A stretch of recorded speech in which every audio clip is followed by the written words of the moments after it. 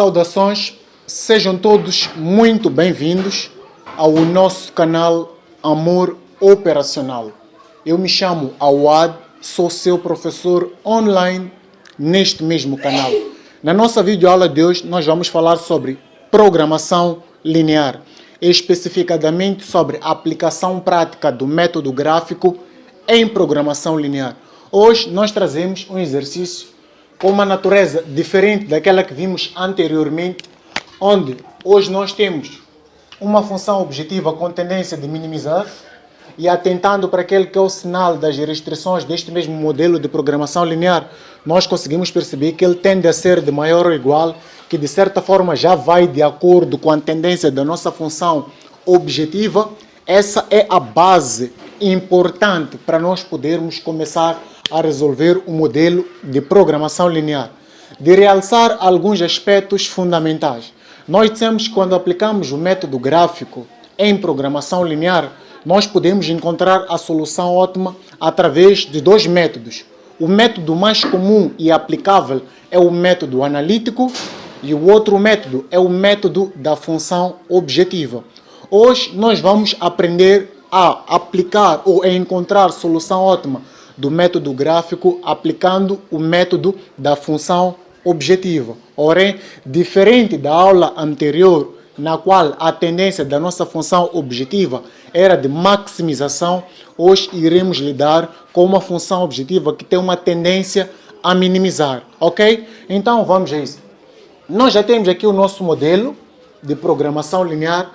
O primeiro passo consiste em passar este modelo de programação linear da forma canônica para a forma standard. Como é que isto vai ficar? Muito simples. Vamos ter aqui sujeito A. Teremos aqui 2x1 mais 1x2 igual a 8. Aqui abaixo teremos 6x1 mais 1x2 igual a 12. Aqui nós teremos 1x1 mais 3x2 igual a 9.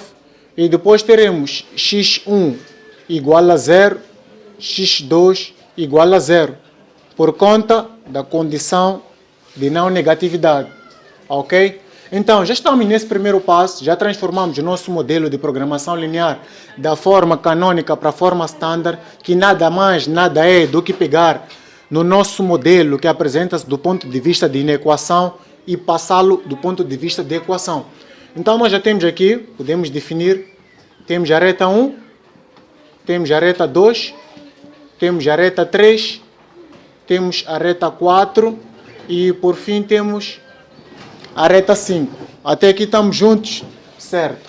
Agora vamos para o nosso segundo passo. No nosso segundo passo, o objetivo passa por encontrar os pontos de cada uma dessas retas, ok? Então, como é que nós podemos fazer isso, Awad? Muito simples. Nós temos aqui a nossa reta R1, aqui nós temos os pontos de x1, aqui temos os pontos de x2. Vamos ver uma coisa muito interessante. Podemos começar por colocar aqui zeros. Vejam algo interessante. Se o nosso x1 na reta R1 for 0, qual tem de ser o valor de x2 de tal modo que essa equação dê 8? Evidentemente tem de ser 8, ok? E se o nosso x2 nesta mesma reta for 0, qual tem de ser o valor de x1 de modo que esta equação dê 8? Conseguimos perceber que é 4.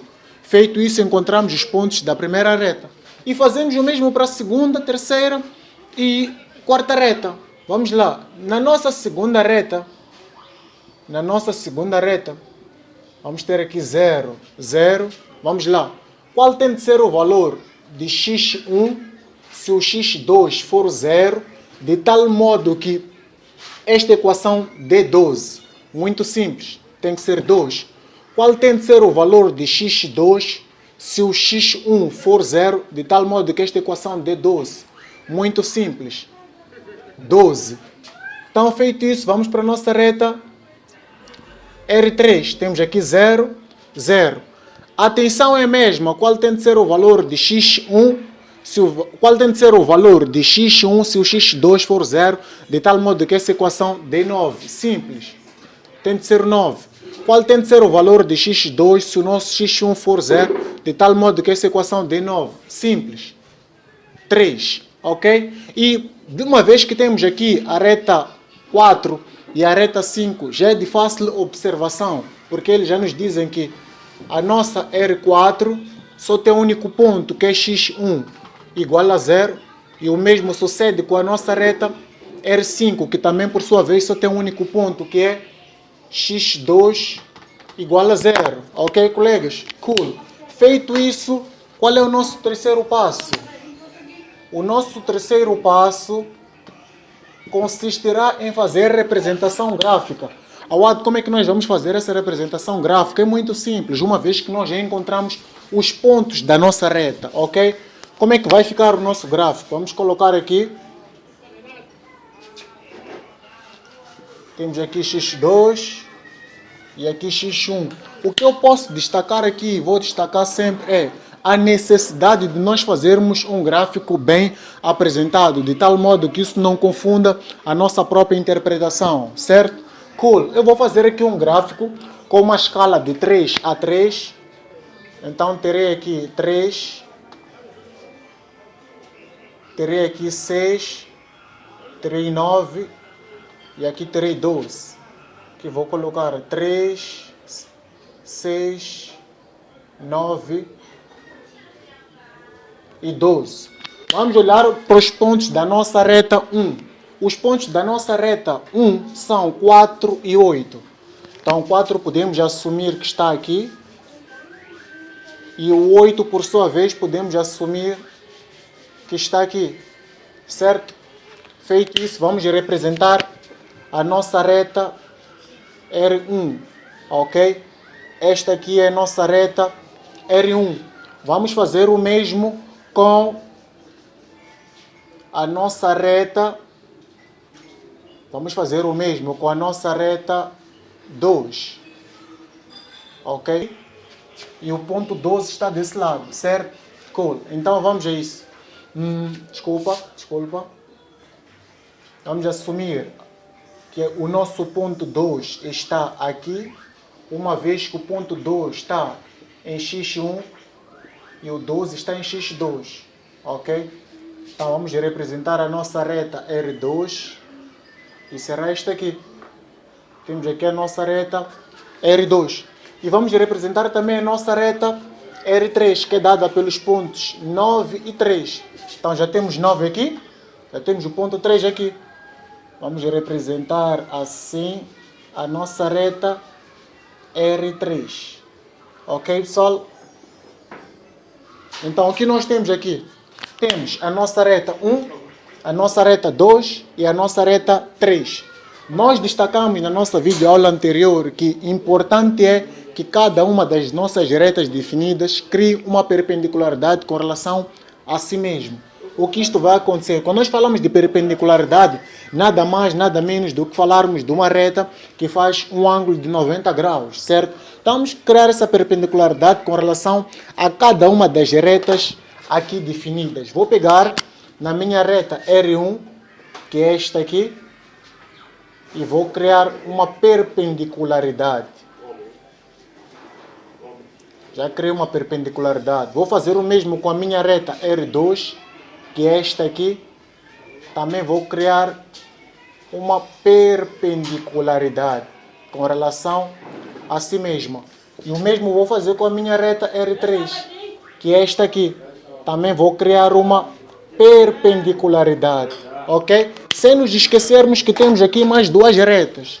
No caso, me refiro à reta 4 e à reta 5, que por sua vez também vão criar perpendicularidades. Com relação à reta 4, teremos assim, ok? E com relação à reta 5, estará nessa disposição. Awad, qual é a necessidade efetivamente de criar esta perpendicularidade? É muito simples, é assim. Se nós formos atentar para o nosso gráfico, nós conseguimos entender que temos aqui 4 quadrantes, ok? Este aqui é o nosso primeiro quadrante, este aqui é o nosso segundo quadrante, este aqui é o nosso terceiro quadrante e este aqui é o nosso quarto quadrante. Quando nós aplicamos o método gráfico em programação linear, a solução ótima do nosso modelo de programação linear, ela é sempre dada no primeiro quadrante. Daí que nós fomos criando esta perpendicularidade direta de tal modo de trazer a seguinte interpretação. Atentem para algo muito importante. Aqui nós temos milhões de soluções ótimas, que é onde todas as retas cruzam-se entre si. Nós temos milhões de soluções ótimas, mas, entretanto, nós procuramos por uma solução ótima. Então, como é que nós vamos definir esta solução ótima? Qual será a devida interpretação? Muito simples. Nós vamos demarcar, assim que é, a área onde nós conseguimos perceber que todas as retas cruzam-se entre si.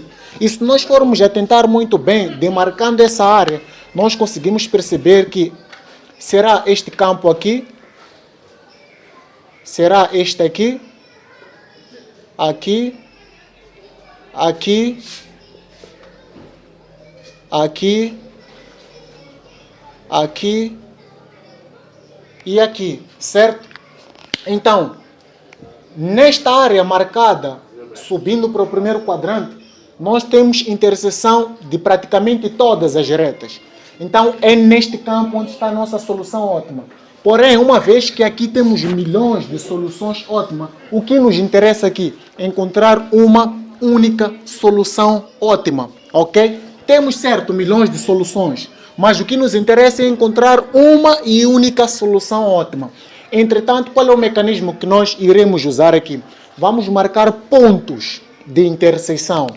Neste caso, nós vamos ter aqui um ponto, vamos chamar de ponto A. Aqui também teremos um outro ponto. Vamos lá. Aqui teremos um outro ponto. Vamos chamar este aqui de ponto B. Por sua vez, aqui também teremos um ponto. Vamos chamar este aqui de ponto C.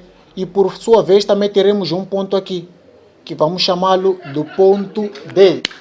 De realçar, temos aqui milhões de soluções, ok? Entretanto, nos interessa encontrar uma e única solução ótima. E esta solução ótima estará, no caso, num destes pontos aqui marcados. Ou em A, ou em B, ou em C, ou em D. Daí esta necessidade de definirmos esses extremos, esses pontos de interseções diretas. Estamos juntos, colegas? Então, vamos desde já ao nosso quarto passo. Então, no nosso quarto passo, o que vai suceder é o seguinte. Nós destacamos no início que podemos encontrar a solução ótima deste problema de programação linear aplicando o método gráfico através de dois mecanismos. O mais comum é através do método analítico e o outro é o método da função objetiva. Até aqui estamos juntos, colegas? Cool! Nós vamos aplicar o método da função objetiva, vamos aprender a lidar com este método, que é mais eficiente e eficaz. E por sua vez também como é que podemos dizer? É um método mais imediato, com menos procedimentos de cálculo, ok? Certo. Então, vamos lá. Vamos colocar aqui o nosso quarto passo. Vamos colocar aqui o nosso quarto passo, ok? Vou colocar deste lado de cá o nosso quarto passo. Vamos aplicar o método da função objetiva. Como é que consiste esse método da função objetiva? Nós vamos criar aqui um T com relação à função objetiva, ok? Então nós teremos aqui valores de x1, valores de x2. Então vamos colocar aqui 0, 0. Com relação ao eixo do x1, nós iremos escolher um valor ao nosso critério. No caso, eu irei escolher o 3. Então, tendo o 3 aqui, o que me interessa agora saber é se o meu valor é 3, qual tem de ser o valor em x2? Então, como é que nós vamos encontrar este valor? É muito simples. Nós vamos pegar a nossa função objetiva. Em primeira instância, iremos igualar a nossa função objetiva a 0.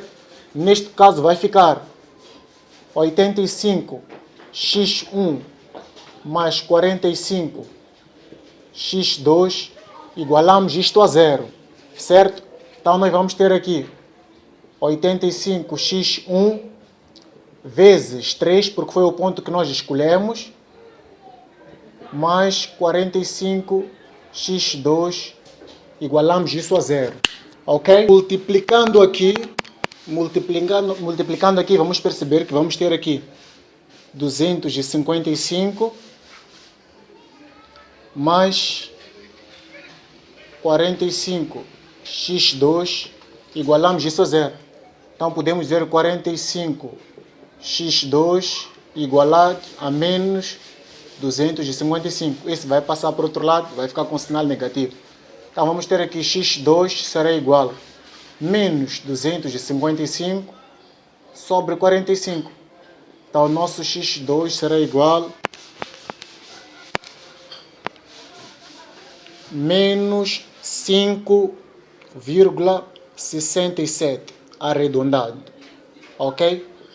Então vamos pegar neste valor e vamos substituir aqui, menos 5,67, certo, colegas? Cool. Então, feito isso, o que vai acontecer? Então nós podemos assumir que nessa escala teremos o menos 5,67 neste lado de cá. Menos 5,67. Ou seja, com relação à nossa função objetiva, já encontramos os seus pontos, que é 3, que foi o ponto que nós escolhemos, e o nosso ponto menos 5,67 foi o ponto encontrado aqui com relação ao x2 da função objetiva. Feito isso, que nós fazemos? Vamos unir esses pontos. No caso é o 3 e é o menos 5,67, ok? Unindo esses dois pontos teremos aqui uma reta, ok? Unindo esses pontos teremos aqui uma reta. Vamos chamar esta aqui da nossa reta da função objetiva, ok? Se vai chamar assim, nossa reta da função objetiva. Depois disso, o que nós temos que fazer? Temos que criar um paralelismo de reta com relação à nossa reta da função objetiva.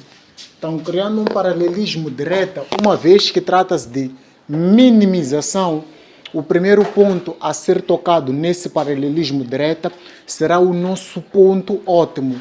Enquanto que quando é maximização, o último ponto a ser tocado é que corresponde ao nosso ponto ótimo.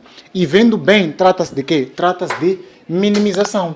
Então, o primeiro ponto a ser tocado neste paralelismo de retas, nós conseguimos perceber que é o ponto C.